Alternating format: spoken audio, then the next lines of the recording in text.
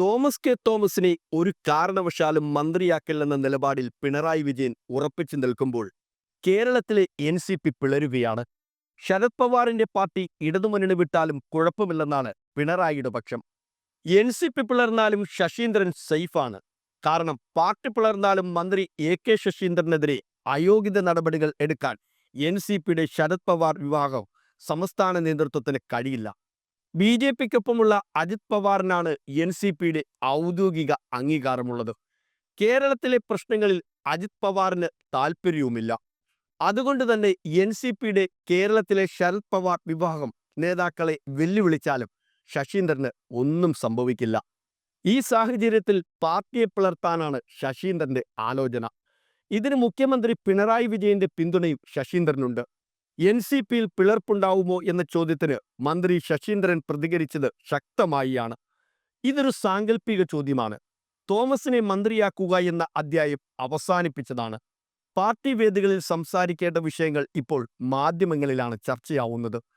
ഈ സ്ഥിതി കാണുമ്പോൾ പാർട്ടി പിളർപ്പിലേക്കാണോ എന്ന് ആരെങ്കിലും സംശയിച്ചാൽ അവരെ കുറ്റപ്പെടുത്താനാവില്ല. പാർട്ടിയെ ദോഷകരമായി ബാധിക്കുന്ന വിധം തർക്കം നീണ്ടാൽ ആ ഘട്ടത്തിൽ മറ്റ് തീരുമാനങ്ങൾ എടുക്കേണ്ടി വരുമെന്ന് ശശീന്ദ്രൻ പറയുന്നു. എന്നും എപ്പോഴും തണുത്ത നിലപാടുകൾ എടുക്കുന്ന വ്യക്തിയല്ല ശശീന്ദ്രൻ. പക്ഷേ ഈ ഘട്ടത്തിൽ ശശീന്ദ്രന്റെ വാക്കുകളിൽ പ്രതിഫലിക്കുന്നു. PC ചാക്കോയെയും തോമസ് കെ തോമസിനെയും ഒഴിവാക്കുന്നതിനോട് CPM അനുകൂലമാണ്. ഈ സാഹചര്യത്തിലാണ് ശശീന്ദ്രന്റെ അഭിമുഖം ചർച്ചയാകുന്നത്. തോമസിനെ മന്ത്രിയാക്കണമെന്ന് കേന്ദ്ര നേതൃത്വം ആവശ്യപ്പെട്ടെന്നാണ് സംസ്ഥാന പ്രസിഡന്റ് PC ചാക്കോ പറയുന്നത്. അങ്ങനെയെങ്കിൽ അക്കാര്യം പ്രസിഡന്റിനെയായിരുന്നു അറിയിക്കേണ്ടത്. അത് അദ്ദേഹത്തിന്റെ ഉത്തരവാദിത്വമാണല്ലോ. മന്ത്രിസ്ഥാനം പങ്കുവെക്കേണ്ട കാര്യമേയില്ലെന്ന് ചാക്കോ മുമ്പ് അഭിപ്രായപ്പെട്ടിട്ടുണ്ട്. ഈ നിലപാട് മാറ്റത്തിന് കാരണമെന്തെന്ന് അദ്ദേഹം വ്യക്തമാക്കുന്നുമില്ല. തോമസിനെ പരിചയാക്കി എന്നെ മാറ്റാനാണ് പ്രസിഡന്റ് ശ്രമിക്കുന്നത്. മുന്നണി സംവിധാനത്തിൽ മന്ത്രിയെ നിർദ്ദേശിക്കുന്നത് അതാത് പാർട്ടികളാണ്. എന്നാൽ അന്തിമ തീരുമാനം മുഖ്യമന്ത്രിയുടേതാകും. മുഖ്യമന്ത്രിക്ക് അതൃപ്തനായ ഒരാളെ മന്ത്രിയാക്കാനാവില്ലല്ലോ. ഇതിന്റെ പേരിൽ പാർട്ടിയിൽ അനൈക്യമുണ്ടാവുന്നതോ അരാജകത്വം സൃഷ്ടിക്കുന്നതോ ശരിയല്ല എന്നതാണ് എന്റെ നിലപാടെന്നും ശശീന്ദ്രൻ പറയുന്നു. മുഖ്യമന്ത്രിയെ എതിർത്ത് ആർക്കും ഇടതുമുന്നണിയിൽ തുടരാൻ കഴിയില്ലെന്ന സന്ദേശമാണ് ഇതിലുള്ളത്. ദേശീയ നേതൃത്വത്തെ കാര്യങ്ങളുടെ നിജസ്ഥിതി യഥാസമയം സംസ്ഥാന പ്രസിഡന്റ് അറിയിക്കണം. ഒരു കാര്യവുമില്ലാതെ പ്രവർത്തകരെയും പാർട്ടിയെയും LDFിൽ നിന്ന് അകറ്റാനുള്ള നീക്കം നല്ലതല്ല. CPM കേന്ദ്ര നേതൃത്വവും മന്ത്രിമാറ്റത്തെ അനുകൂലിക്കുന്നുമില്ല. അക്കാര്യം ഇനിയെങ്കിലും ചാക്കോ ദേശീയ പ്രസിഡന്റ് ശരത് പവാറിനെ അറിയിക്കണമെന്നാണ് ശശീന്ദ്രൻ പറയുന്നത്. ചാക്കോയ്ക്ക് പാർട്ടി വിട്ടുപോകാൻ ഉദ്ദേശമുണ്ടോ? മുന്നണി മാറ്റത്തിനാണോ കളങ്കമൊരുങ്ങുന്നതെന്ന ചോദ്യത്തോട് ശശീന്ദ്രൻ കരുതലോടെയാണ് മറുപടി പറയുന്നത്.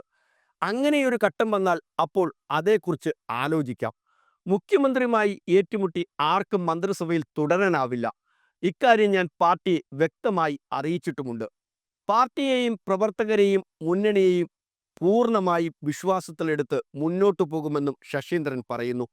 NCPയിലെ മന്ത്രിമാറ്റം സംബന്ധിച്ചുള്ള ചർച്ചകൾ തുടരുന്നതിന് ഇടെയാണ് AK ശശീന്ദ്രൻ മന്ത്രിസ്ഥാനത്ത് തുടരട്ടെ എന്ന് CPM തീരുമാനിച്ചിരിക്കുന്നത്. പാർട്ടി സംസ്ഥാന നേതൃത്വത്തിന്റെ നിലപാട് CPM ജനറൽ സെക്രട്ടറിയുടെ ചുമതലയിലുള്ള ദേശീയ കോഓർഡിനേറ്റർ പ്രകാശ് കാരാട്ടിനെ അറിയിക്കുകയും ചെയ്തു.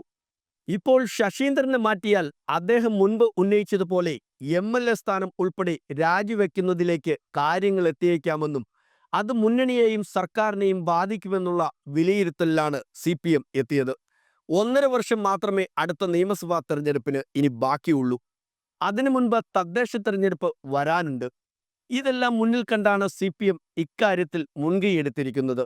ചൊവ്വാഴ്ച രാത്രി NCP അധ്യക്ഷൻ ശരത് പവാറിന്റെ വസതിയിലെത്തി തോമസ് കെ തോമസും PC ചാക്കോയും പ്രകാശ് കാരാട്ടും കൂടിക്കാഴ്ച നടത്തിയിരുന്നു.